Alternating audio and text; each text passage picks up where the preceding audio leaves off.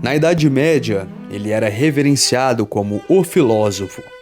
Seu pensamento fascinou professores e estudantes da Universidade de Paris e de outras escolas da Europa. Com toda a paixão que empregavam na busca pela verdade, os medievais entraram em debates sem fim sobre o que este filósofo pagão teria a dizer à cristandade.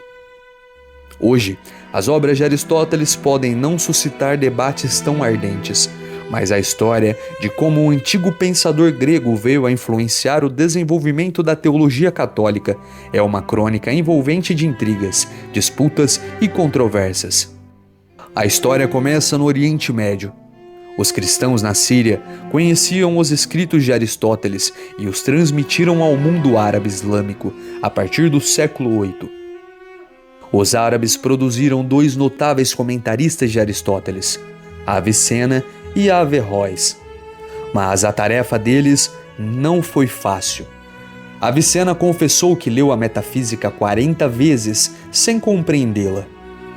Depois de memorizar o texto, um dia ficou boquiaberto com seu significado, num lampejo de compreensão. Para comemorar, ele organizou um banquete e distribuiu presentes aos pobres.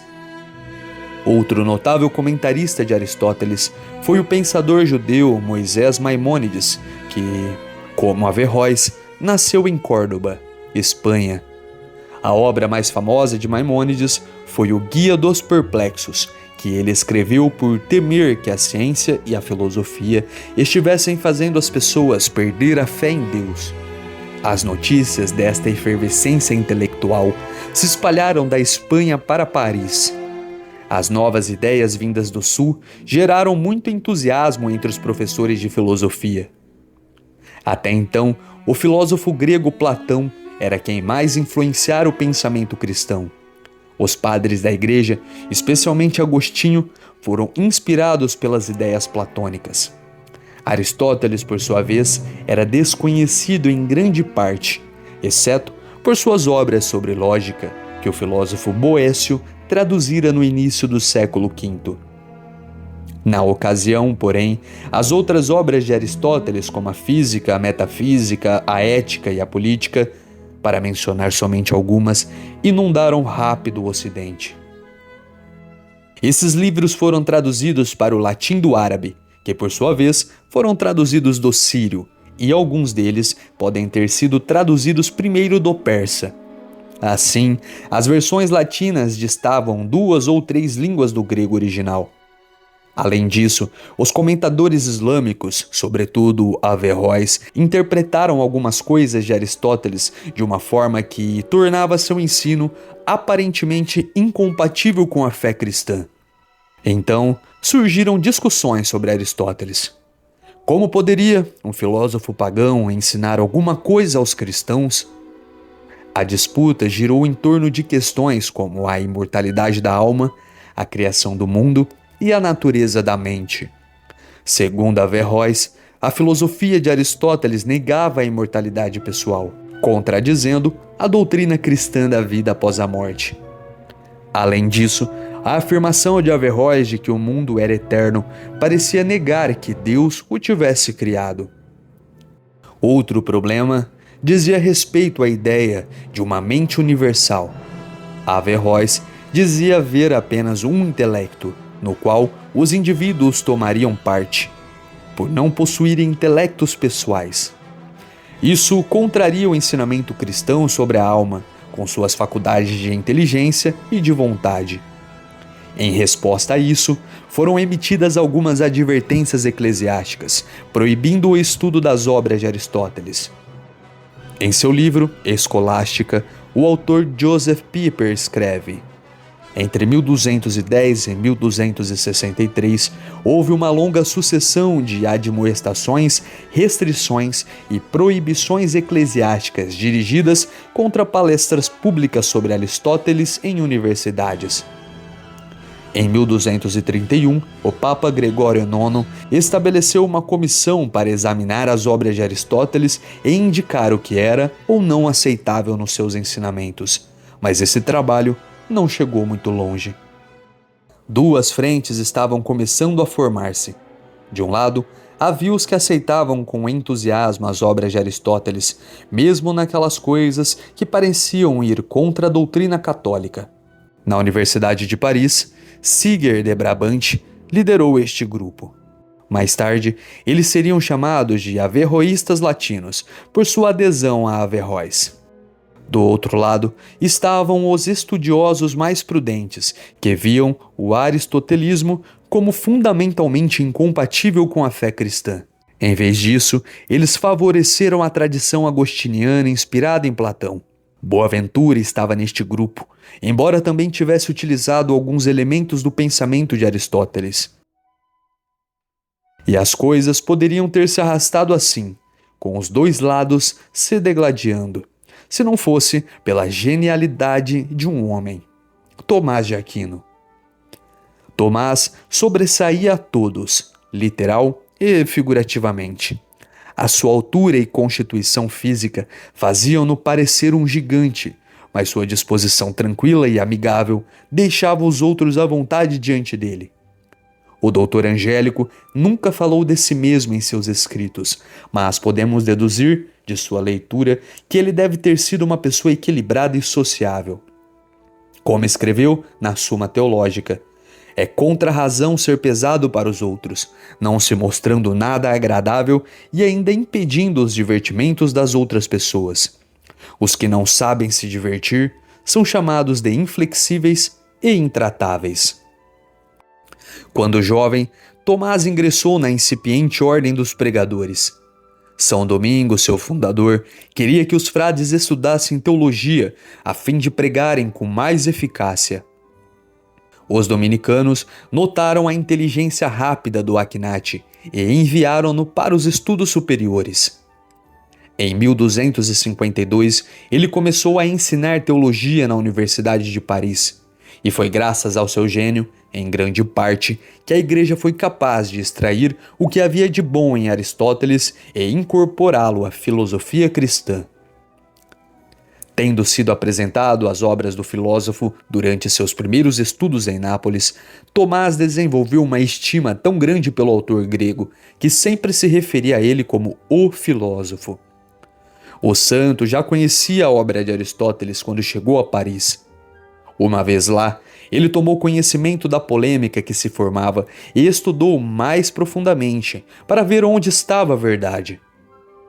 Além de lecionar na universidade, começou a escrever comentários sobre as obras de Aristóteles. Não sabendo grego, teve de usar versões latinas, mas conseguiu usar traduções mais recentes, feitas diretamente do grego para o latim.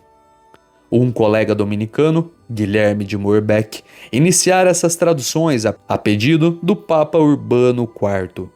São Tomás não caiu em nenhum dos dois campos opostos, embora fosse frequentemente atacado por ambos os lados. Ele ficou intrigado com as ideias de Aristóteles e viu quantas delas poderiam ser usadas no desenvolvimento de uma filosofia cristã, mas também não tomou o lado de Aristóteles tão completamente a ponto de não conseguir enxergar as inadequações do seu pensamento. São Tomás não seguiu servilmente o grego, mas usou-o como base para desenvolver sua própria síntese de filosofia. De uma forma altamente original, ele usou elementos da doutrina de Aristóteles para iluminar a teologia cristã. O doutor Angélico examinou atentamente o pensamento de Aristóteles e distinguiu-o dos erros dos comentaristas árabes. Num pequeno trabalho intitulado Sobre a Eternidade do Mundo contra os Murmuradores, reafirmou a doutrina da fé cristã, de que o mundo não é eterno. E mesmo que assim fosse, como pensava Aristóteles, o Akhenaten mostrou que nem isso eliminaria a necessidade de um Criador. O mundo ainda teria de ser criado, por não conter em si razão suficiente para a própria existência. Toda a questão estaria em definir se repugna a inteligência que algo tenha sido criado por Deus e, por outro lado, exista desde sempre. Tomás demonstrou que não, esclarecendo assim uma das principais objeções a Aristóteles. O trabalho do santo abriu caminho para um melhor uso e compreensão dos ensinamentos do filósofo. Mas a controvérsia ainda persistiu. Em 1277, 3 anos após a morte do Akhenaten, o bispo de Paris, Stephen Tempier, condenou certas proposições que estavam sendo ensinadas na época. Isso foi dirigido contra os averroístas latinos, mas também incluiu algumas ideias extraídas do Akhenaten. No fim das contas, o bispo agiu de modo precipitado e o doutor comum foi inocentado com justiça. Santo Tomás de Aquino foi canonizado em 1323 e os defensores dominicanos de seus ensinamentos garantiram uma vitória para a causa do aristotelismo cristão. Este movimento ficou conhecido como escolástica. Continuou a exercer grande influência até a época da Renascença e da Reforma, quando uma reação contra Aristóteles se instalou em toda a Europa. Do século XIV ao século XVIII, os movimentos humanistas e científicos deixaram o aristotelismo de lado em favor de novas abordagens do pensamento. Ainda assim, Aristóteles nunca perdeu completamente a influência, pois alguns estudiosos continuaram a estudá-lo. Conforme observa a Nova Enciclopédia Católica, ainda em 1624, o parlamento francês ameaçava de morte todos os que ensinassem algo contrário à sua doutrina.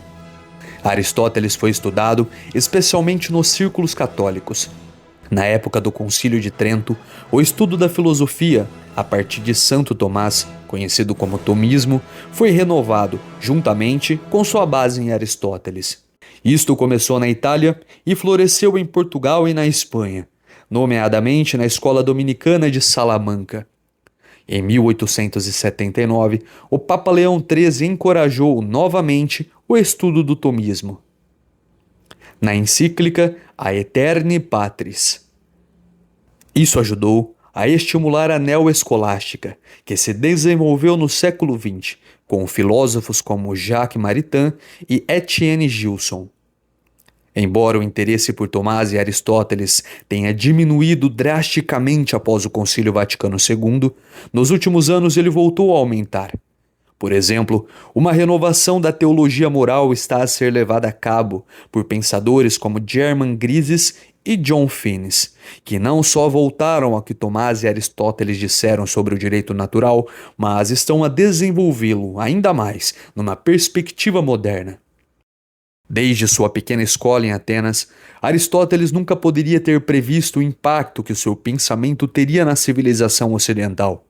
Através da influência decisiva de São Tomás, ele ganhou o Ocidente, não com exércitos batalhando entre si, mas com a força mais poderosa conhecida na história: as ideias.